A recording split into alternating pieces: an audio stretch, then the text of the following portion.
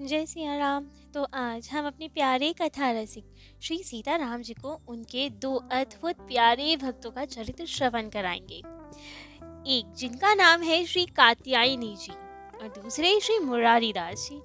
श्री कात्यायनी जी भक्तिमती थी, अद्भुत कृष्ण प्रेमी थी। उनके प्रेम का बखान करना तो बहुत ही कठिन है। सदा प्रेम आनंद में मगन रहती थी और उसी के कारण इनकी ऐसी विचित्र दशा हो गई थी कि मार्ग में अकेले चलते हुए भी श्री कृष्ण जी के लीला पदों का गान करती रहती थी। ऐसा अनुभव होता था इन्हें जैसे कि वृक्ष की सरसराहट भी ऐसा अनुभव कराती थी इन्हें कि जैसे ताल मृदंग आदि वाद्य बज रहे हों। और वही सबका अनुभव करते करते अपने आभूषण सब न्यौछावर करती रहती थी। आप गौर देश के राजा की कन्या थी। कहा जा सकता है कि ब्रज गोपी की ही साक्षात अवतार थी। इतना विलक्षण प्रेम था इनमें। प्रेमावेश में आकर महलों से भाग जाया करती थी और एकांत में वन में उपवन में जाकर श्री कृष्ण जी के विरह में लीला पदों का गान करती थी। और साथ में दिव्य सहचर्या आकाशरी सब वाद्य बजाया करती थी। लेकिन इन्हें तो वृक्ष हिलते ही मानो ऐसा लगता था कि यही सब वृक्ष नहीं है, ये तो सखी सहचर्या हैं। यही हमारे पद में सहयोग दे रही हैं। कोई ताल बजा रहा है, कोई मृदंग बजा रहा है। बहुत रीझ जाया करती थी, बहुत खुश हो जाया करती थी। प्रत्येक वृक्ष में इन्हें गोपी के ही दर्शन होते थे और बड़े आनंद से कहती थी, वाह आपने तो बहुत अच्छा ताल मृदंग बजाया, ये पुरस्कार स्वीकार कीजिए। और अपने शरीर पे पहने हुए आभूषण ही पुरस्कार स्वरूप में वृक्षों को पहना दिया करती थी। कभी कभी अपनी ओढ़नी अपने वस्त्र वृक्षों को पहना दिया करती थी और दिव्य सहचर्या लेकिन सदा साथ रहती थी इनके साथ। तुरंत वस्त्र आभूषण सब पूर्ति कर दिया करती थी। कभी इनके शरीर से वस्त्र आभूषण कम नहीं होते थे और ये वृक्षों को सब पहनाती जाती थी और लीला पदों का गान करती जाती थी। परंतु इनके परिवारजन वे सब कहाँ समझे कि ये कृष्ण प्रेम में दीवानी है।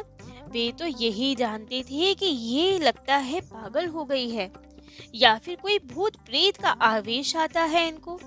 तो इसीलिए ही कुछ लोगों के भड़काने से इन पे रोक टोक लगाने लगे। अब इनको बाहर नहीं जाने दिया जाता था, लेकिन ये मानती ही ना, चोरी छुपे कैसे भी चली जाया करती थी। तब तो घर वालों ने इन्हें कमरे के भीतर बंद करना शुरू कर दिया। बाहर से सांकल लगा दी गई। लेकिन जब इन्हें भारी प्रेमावेश होता था तो ठाकुर जी की लीला से कैसे न कैसे बाहर निकल जाया करती थी। कभी उन्हें बंद रखा नहीं जा सका। अब लोग समझते ये सब भूत प्रेत का प्रभाव है, क्योंकि सांकल अपने आप खुल जाती थी इनकी इच्छा से। कभी कभी तो सांकल लगी रहती थी लेकिन ये कमरे से बाहर चली जाती थी। वहीं वन उपवन में जाती रोती गाती अपने प्रियतम को ढूंढती दिखाई देती थी, पदों का गान करती हुई दिखाई देती थी।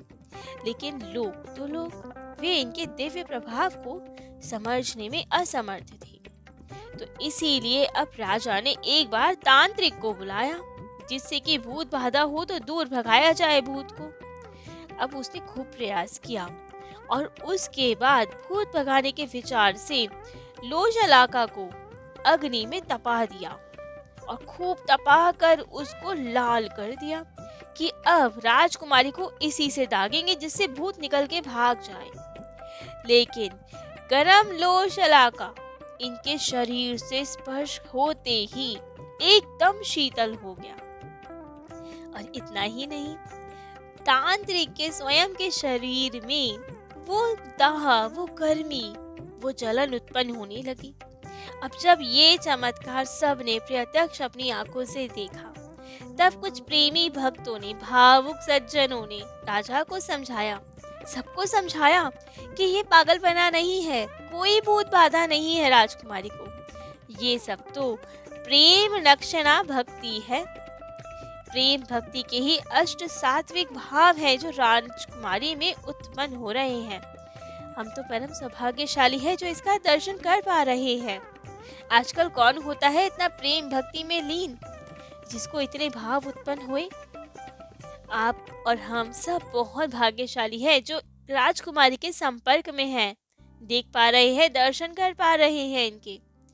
तब जब खूब समझाया गया, जब माता पिता को भी आभास हुआ, उन्होंने भी समझ लिया कि राजकुमारी परम भक्ता है और इस अलौकिक बालिका पे श्री कृष्ण जी की पूर्ण कृपा है। अब तो वे राजा रानी कभी राजकुमारी को रोक टोक नहीं लगाते, कभी नहीं रोका करते थे। राजकुमारी को जब जिस वन में जाना होता था, उनको सब कुछ अनुमति थी। जो लुटाना होता था, वस्त्र, आभूषण, भोजन सामग्री, कुछ भी, सब अनुमति थी। दास दासी सदा इनके साथ रहते थे, शिवेले के पीछे पीछे लगे रहते थे, क्योंकि राजकुमारी का प्रेम आवेश इतना बढ़ जाता था कि कई कई दिन तक जंगल में मूर्छित रहती थी। तो तुरंत वे सब ध्यान रखते थे राजकुमारी का, अब लेकिन कभी रोकते टोकते नहीं थे। इन्होंने तो अपने स्थान पर ही मानो वृंदावन प्रकट कर दिया था। वृंदावन गिरिराज जी, यमुना जी के भाव से ही उन्हीं के मिलन के विरह के पद गाया करती थी। और स्वयं श्री कृष्ण जी भी इनके प्रेम वश हो गए थे, दर्शन देते थे इन्हें, खूब हास विलास विनोद किया करते थे राजकुमारी के साथ, कात्यायनी जी के साथ।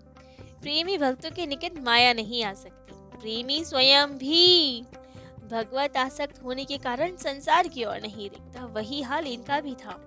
किसी चीज का लोभ नहीं, कोई अमूल्य आभूषण हो, कुछ हो, इन्हें जरा भी संकोच नहीं होता था सब वृक्षों को पहनाने में।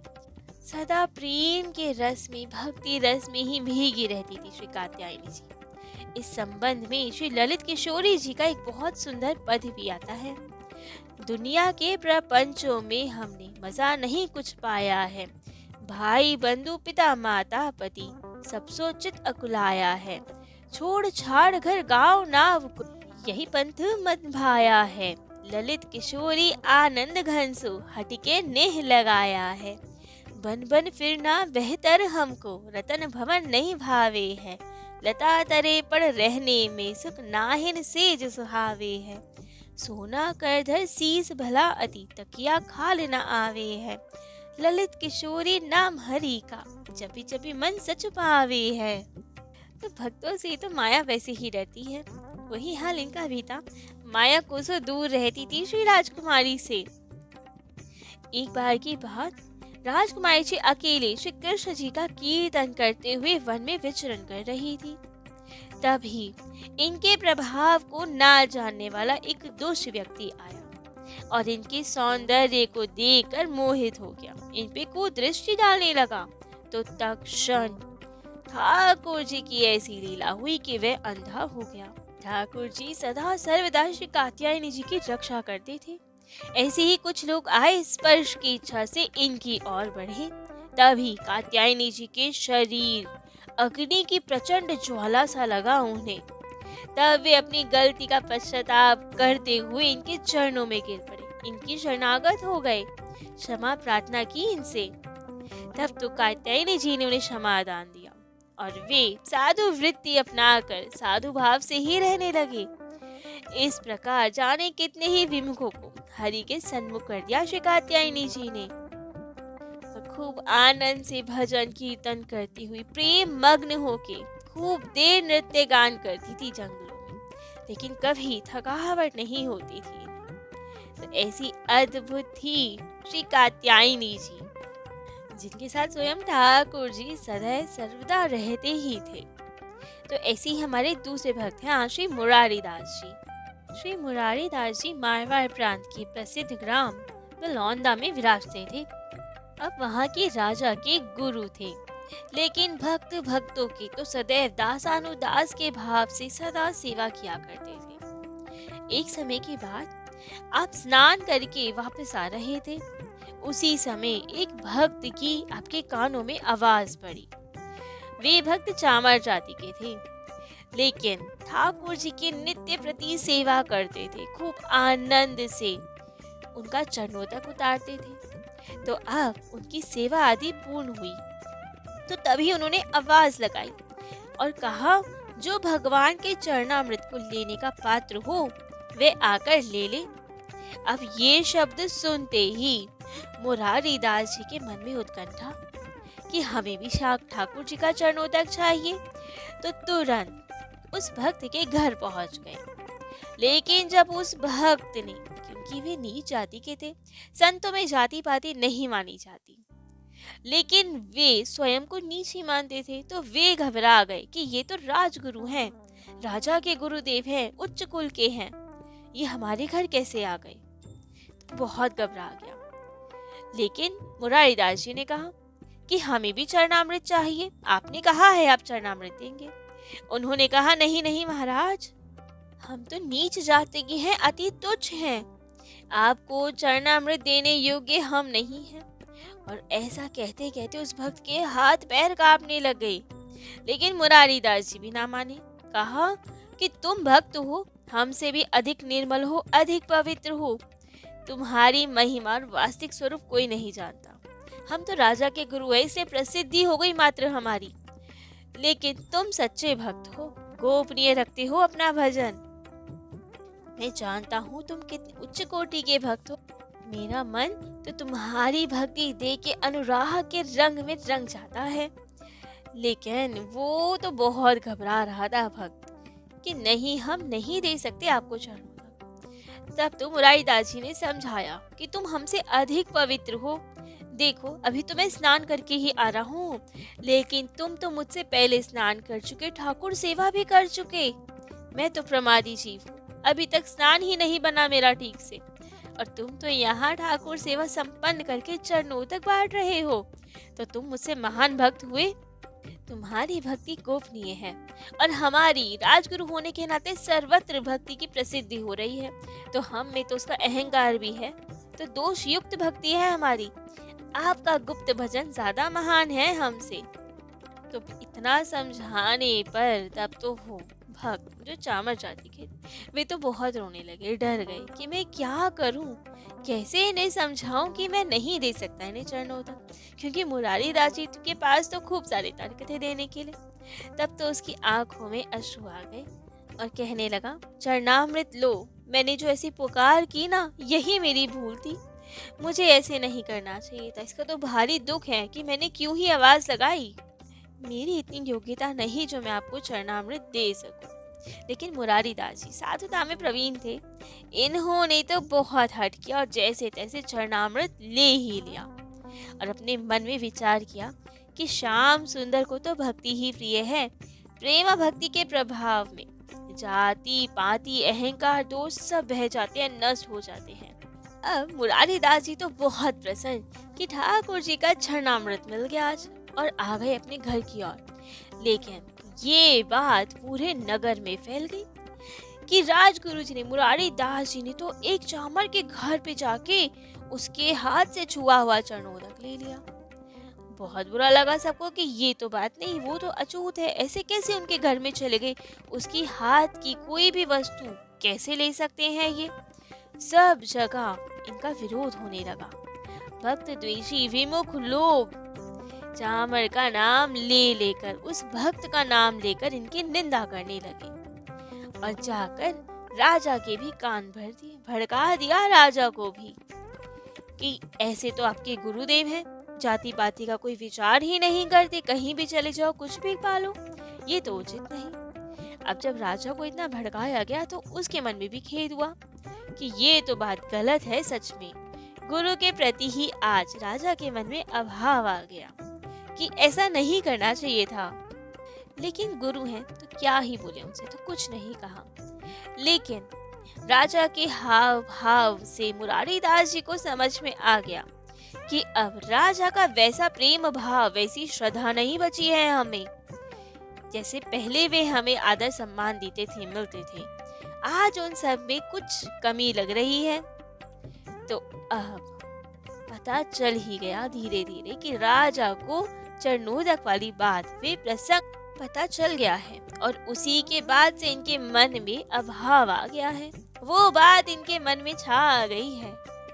तो जैसे ही अब इस बात का भास हुआ मुरारीदास जी को, लोगों के सबके हृदय में असद्भाव दिखा अपने प्रति। तो ठीक है, ये तो संत हृदय थे, इनको कहाँ किसी से कोई मतलब था, चाहे वो राजा हो चाहे वो रंग, इनसे कोई मतलब नहीं था। ना इन्हें धन संपत्ति चाहिए थी, ना कुछ सम्मान चाहिए था, किसी की आशा नहीं थी। तो जब ये देखा कि हमारे प्रति मन में अभाव आ रहा है, इससे शिष्य की ही हानि होगी, तो ठीक स्वयं अपना सब सामान वहीं छोड़ दिया और बिना किसी को बताए, बिना कुछ लिए अन्यत्र कहीं और चले गए।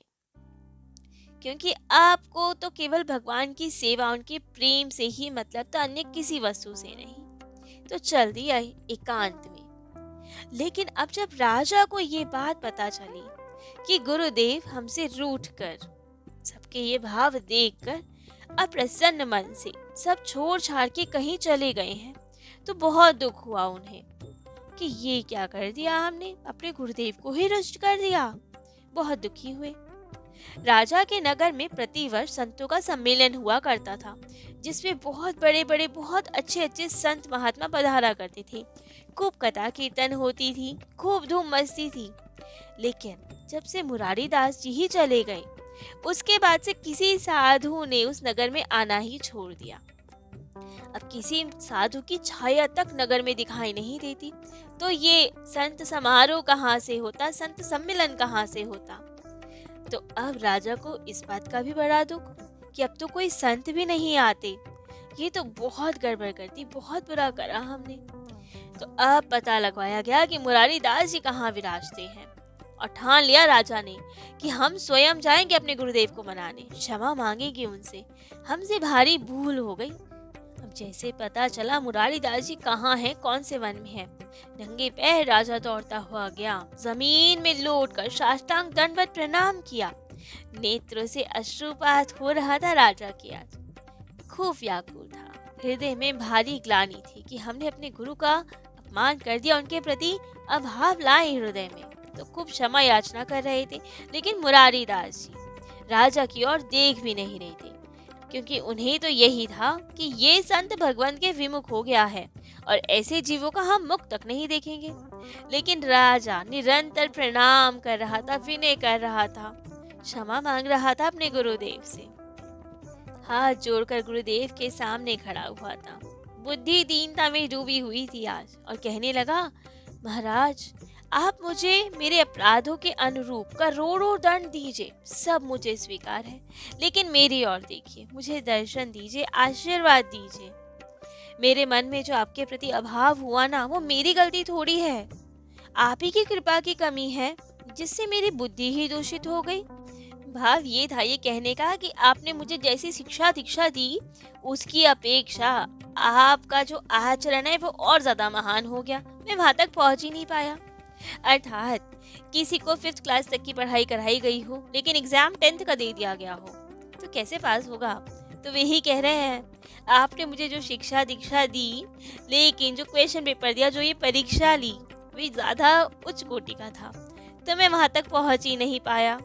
मुझे नहीं पता था कि भक्ति में जाति पाति का भेदभाव समाप्त हो जाता है, भक्ति मान में इतनी महिमा होती है, भगवत चरणामृत इतना दिव्य होता है, उसकी ऐसी महिमा होती है, मैं कुछ नहीं जानता था। अब आप कृपा कीजिए, इन सब के बारे में मुझे ज्ञान करवाइए, मुझे भक्तों की भक्ति की महिमा बताइए, चरणोदक की महिमा बताइए, मुझे मेरे अपराधों के लिए क्षमा कीजिए, मुझसे मुंह ना मोड़िए। अब राजा की इतनी दीन वाणी सुन के श्री मुरारी दास जी प्रसन्न हो गए, और उन्होंने शपथ वाल्मीकि जी की, शबरी जी की आदि सब भक्तों की उन्हें कथाएं सुनाई, अनेक शास्त्रों में प्रमाण प्रस्तुत किए, जिससे पता चला उन्हें कि भक्ति की क्या महिमा होती है, जाति पाति में कोई भेदभाव नहीं करना चाहिए। तब तो राजा की बुद्धि शुद्ध हुई और अपने गुरुदेव को मनाकर अपने साथ उसी नगर में ले आए। अब जब श्री मुरारी दास जी ही गांव में आ गए, उस नगर में आ गए, तो सब संत जन भी भारी प्रसन्न हो गए, और अब मुरारी दास जी की उपस्थिति में खूब बढ़िया महोत्सव हुआ, संत सम्मेलन हुआ, खूब आनंद से संतों ने उत्सव मनाया, जिसमें बहुत से नृत्य कीर्तन कला प्रवीण लोग आए, नृत्य गान और नाम संकीर्तन हुआ, सब और मंगल ध्वनि छा गई। परंतु संत समाज के मन में मुरारी दास जी महाराज के नृत्य संकीर्तन की कला देखने की इच्छा हो गई। सबके मन में उत्कंठा कि आज मुरारी दास जी नृत्य करे, वही कीर्तन करे, उसी के दर्शनों का सौभाग्य हमें मिले। और संत की हार्दिक इच्छा जानकर आपने भी तन्मय होकर नृत्य कीर्तन करना प्रारंभ किया। हरि नाम लीला संकीर्तन के प्रसंग में आपने अपने पैरों में नूपुर बांध लिए, घुंघरू बांध लिए और भगवान श्री राम जी का चरित्र दिखाने लगे। गान और भाव का प्रदर्शन इतना विलक्षण था कि दर्शकों को लग रहा था मानो प्रत्यक्ष लीला हो रही है। तनिक भी आभास नहीं था कि ये लीला मात्र है, प्रत्यक्ष ठाकुर जी आ गए हो, सब इनके सामने घट रहा हो, ऐसी अनुभूति हो रही थी। फिर आपने शास्त्रीय संगीत पद्धति से देशी सारंग राग बजाया और सारंग राग गाते हुए सारंग धनुर्धर भगवान श्री रामचंद्र जी का वन गमन का दृश्य प्रस्तुत करने लगे। लेकिन वो दृश्य इतना भावुक हो गया, ठाकुर जी जा रहे हैं, राम जी वन की ओर जा रहे हैं, यही लीला दिखा रहे हैं आज। और जैसे राम जी के विरह में दशरथ जी ने, श्री कृष्ण के विरह में कुंती जी ने प्राणों का त्याग कर दिया, उसी तरह आज इनके प्राण भी व्याकुल हो गए। विरह व्यथा इतनी बढ़ गई कि प्राणों को संभालना भारी पड़ गया। और अब राम जी का प्रसंग गाते गाते विरह इतना बढ़ गया कि मुरारी दास जी के प्राण पखेरु भगवान के साथ ही चले गए। आपका शरीर चित्र के समान स्तब्ध रह गया और ये दृश्य देख के सभी लोग बहुत घबरा गए। संतों में अब इनके जाने का भारी दुख, भारी विरह व्याप्त हो गया। तो प्रजा सब बहुत व्याकुल कि मुरारी दास जी तो सच में ही भगवान श्री राम जी के पास चले गए। सब और पुकार कि अब कैसे मिलेंगे हमारे मुरारी दास जी, कहाँ मिलेंगे मुरारी दास जी। विरह व्यतीत लोगों को अब आश्वासन देते हुए संतों ने समझाया कि इनके सच्चे प्रेम के स्वरूप को ही तथा इनके इस दिव्य दर्शन को ही अपने हृदय में बसाओ। साकेत धाम गए हैं, ठाकुर जी की नित्य सेवा में गए हैं मुरारी दास जी। इनके प्रेम को हृदय में बचाओ, सीखो इनसे ठाकुर जी की भक्ति कैसे करी जाती है, उनसे प्रेम कैसे किया जाता है। सभी भक्तों ने अब हृदय में मुरारी दास जी के इस विचित्र प्रेम को अंकित कर लिया और श्री राम जी की भक्ति भी अब सब भक्तों के हृदय में बस गई। जिस वैष्णव के चरित्र में जिसको प्रेम हो जाए, उसकी सी भक्ति उसको प्राप्त हो जाती है। हमें जिनका चरित्र बहुत पसंद आता है, जिनका हम बार बार अनुसरण करते हैं, तो हमें भी उनके जैसी ही भक्ति प्राप्त होती है। इसी सिद्धांत के अनुसार मुरारी दास जी के प्रेमियों ने श्री मुरारी दास जी जैसी ही भक्ति प्राप्त की। तो ऐसे अद्भुत भक्त थे मुरारी दास जी। ठाकुर जी की लीला गाते गाते अपने प्राणों को भी उनके साथ ही भेज दिया। तो आज श्री कात्यायनी जी और श्री मुरारी दास का चरित्र तो यही विश्राम देते हैं। कल अपने प्यारे कथा रसिक श्री सीताराम जी को उनके अन्य किन्हीं दिव्य प्यारे भक्त का चरित्र श्रवण कराएंगे। आज के लिए इतना ही। जय जय श्री सीताराम।